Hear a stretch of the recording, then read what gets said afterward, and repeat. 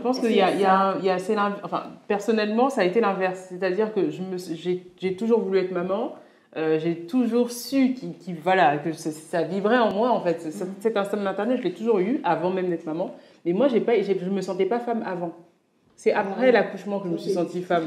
Donc, toute la grossesse, je me sentais légère, je me sentais très belle, d'ailleurs, je le dis, sans me vanter, mais vraiment, je me sentais au max, quoi, en fait. J'avais l'impression de briller.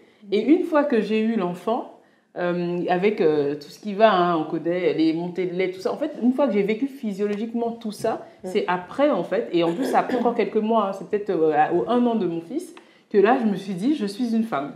Donc, j'ai pas eu le processus inverse de me dire, je suis femme et j'ai un enfant. C'est vraiment après la maternité. Voilà, donc peut-être que c'est au cas par cas, je sais pas trop pour vous comment ça va. C'est au cas par cas. Oui, je pense que ça doit être au cas par cas.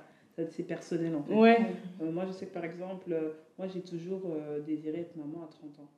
Ça, c'était dès le départ. Ouais, moi, c'était une volonté parce que je me suis dit, l'expérience, des études, nous, on les fait un peu plus tard.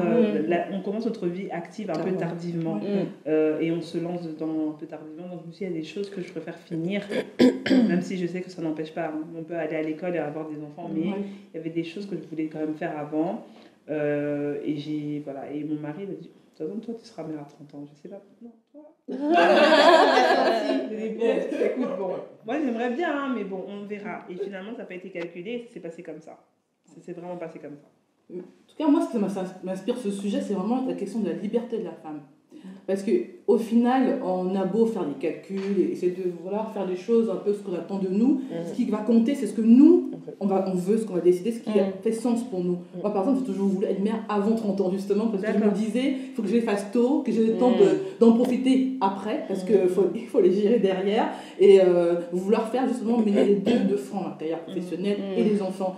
Parce que j'avais vu aussi ma mère, parce qu'on a ce schéma parental qui nous donne des exemples. Ma mère qui a été en mode Shiva, elle avait vraiment tellement de casquettes, et ça m'a inspiré, je me suis dit, s'il y arrivait, pourquoi pas moi.